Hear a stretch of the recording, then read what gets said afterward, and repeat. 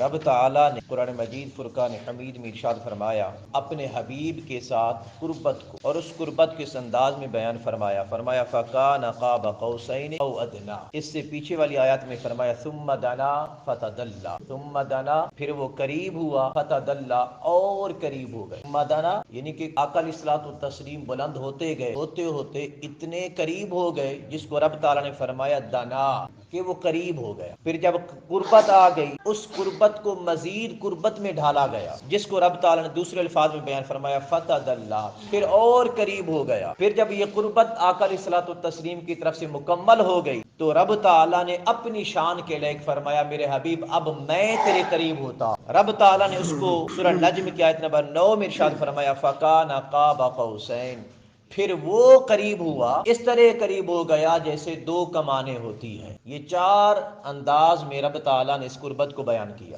دو الفاظ اپنے حبیب کی قربت کے اور دو الفاظ اپنی قربت کے لیے بیان فرما دیے۔ پہلے دو لفظ آقا علیہ الصلوۃ والتسلیم کی قربت پر دلالت کرتے ہیں اور دوسرے دو لفظ رب کریم کی قربت پہ دلالت کرتے ہیں۔ رب فرما رہا ہے کہ میں قریب ہو گیا، اور بخاری شریف میں آتا ہے آقا علیہ الصلوۃ والتسلیم نے فرمایا کہ رب تعالیٰ میرے قریب ہو گیا، اتنے قریب ہو گیا کہ جتنا دو کمانوں کے درمیان فاصلہ ہوتا، یعنی کہ مل گئے۔ اور مسلم شریف میں آتا ہے آقا علیہ الصلوۃ والتسلیم نے فرمایا رأیت نورا، میں نے نور کو دیکھ لیا، میں نے اپنے رب کے نور کو دیکھ لی۔ یہ جب قربت ہوئی تو اس قربت میں ملاقات میں گفتگو بھی ہوئی ہوگی، لازماً ہوئی ہوگی، اور قرآن مجید میں بھی ارشاد آیا ہے فَأَوْحَىٰ إِلَىٰ عَبْدِهِ مَا أَوْحَىٰ، پھر اس نے کلام کیا اپنے بندہ خاص سے جو بھی کلام کیا۔ فرمائے یہ تمہارے جاننے کی ضرورت نہیں، یہ خدا جانے یا خدا کا محبوب جانے، جتنا تمہیں بتانا ضرورت ہے وہ زبان مصطفیٰ بتا دے گی۔ زبان مصطفیٰ نے کیا بتایا؟ آقا علیہ الصلوۃ والتسلیم نے فرمایا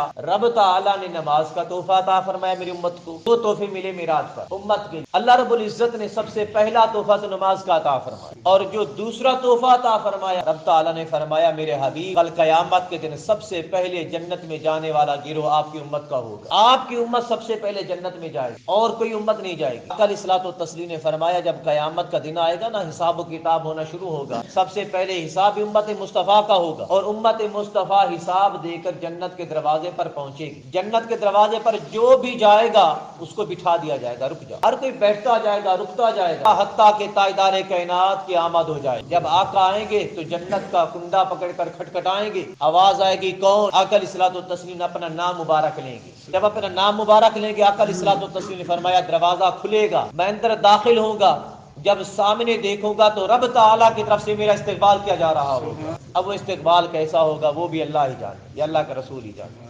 استقبال ہوگا آقا علیہ الصلوۃ والتسلیم کا۔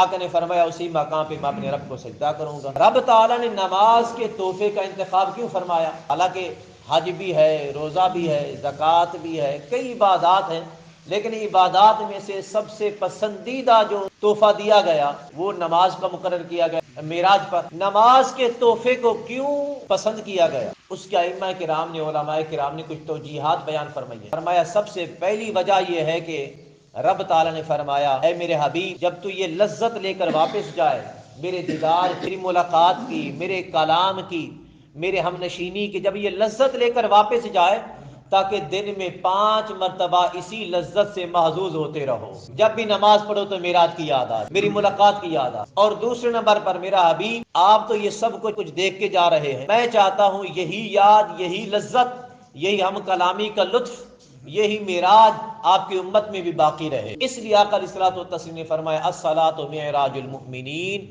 کہ نماز مومن کا معراج۔ یہ نماز رب تعالیٰ نے جو معراج رب تعالیٰ نے اپنے حبیب کو آسمانوں لا مکانوں پر عطا فرمایا، وہی معراج حضور کی امت کو سجدے میں عطا ہوتا ہے۔ اپنے معراج کو ضائع نہ کیجیے گا، اپنے سجدوں کو ضائع نہ کیا کریں، ہر وقت رب تعالیٰ کی بارگاہ میں سجدے کیا کریں، 5 وقتہ نماز ادا کیا کریں، تاکہ وہ لذت جو رب تعالیٰ نے اپنے محبوب کو لامکانوں پر عطا فرمائی تھی وہ لذت ہمیں رب تعالیٰ اپنے سجدے میں عطا فرمائے۔